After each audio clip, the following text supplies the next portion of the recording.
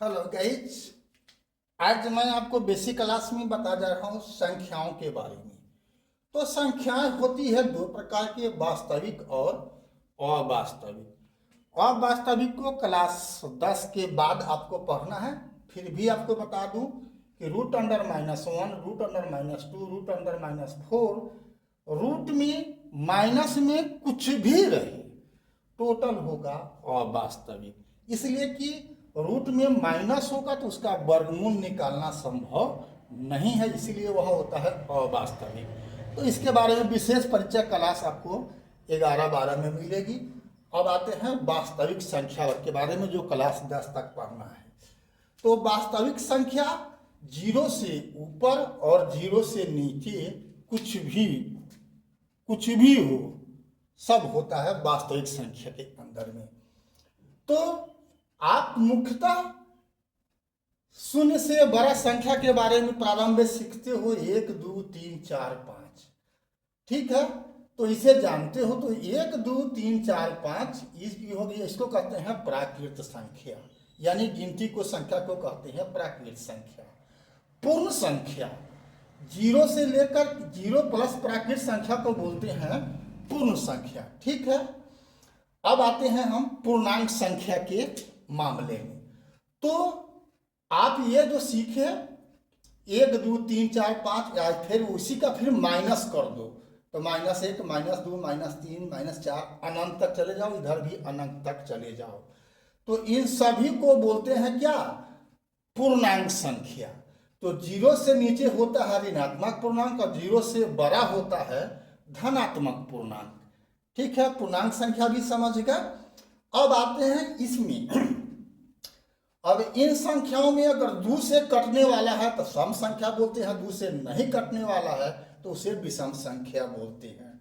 रूढ़ अभाज्य, तो वैसी संख्या जो केवल 1 से और स्वयं से भाग लगता है उसको बोलते हैं रूढ़ या अभाज्य। जैसे 2 3 5 7 11 13 डॉट डॉट चले जाओ, यह बताते हैं आपको।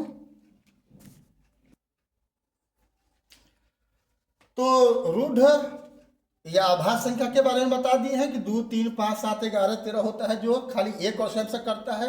यौगिक या अभाज्य संख्या है जो 1 और स्वयं के अलावा कम से कम किसी एक अन्य संख्या द्वारा जरूर करता हो, जैसे 4 6 8 9 10 12 14 15 ही हो गया यौगिक या अभाज्य। भिन्न संख्या क्या हुआ? a बटा में b के रूप में हो या लिखा जा सके, वो माइनस में हो चाहे प्लस में हो, दशमलव में है या कुछ भी में हो, टोटल ये सब भिन्न संख्या होता है, ठीक है।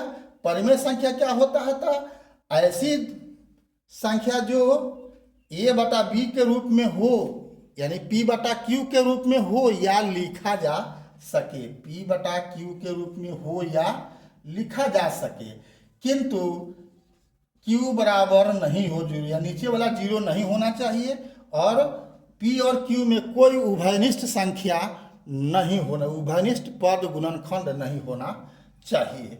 यानी भिन्न परिमेय संख्या लगभग 1 है, ठीक है। अपरिमेय संख्या क्या होता है? तो जो रूट के रूप में हो, जो रूट के रूप में हो, root 3 root 4 root 3 root 5 root के रूप में हो, किंतु वह कोई किसी संख्या का वर्ग न हो। तो 2 है 2 है, यहाँ पर मान के चलो, यहाँ पर 3 आ गया है, यहाँ पर 5 है, यहाँ पर 7 कर देते हैं, तो ये सब किसी संख्या का वर्ग नहीं है, तो यह क्या होगा? अपरिमेय संख्या होगा, ठीक है। तो इस प्रकार से संक्षिप्त में मैंने परिचय दे दिया। अब भिन्न संख्या के बारे में आपको हम विस्तृत रूप में कल बताएंगे, इसलिए कि भिन्न का जोड़ आप लोग को आना जरूरी है। अभी तक फेसबुक इंस्टाग्राम पर आपने फॉलो नहीं किया है तो फॉलो कर देना है, और यूट्यूब पर सब्सक्राइब नहीं किया है तो बिल दबा कर के सब्सक्राइब कर देना है BKR कुशवाहा प्रोफाइल को। फिर मिलते हैं अगला वीडियो में, तब तक के लिए जय हिंद, जय जगत, जय भारत।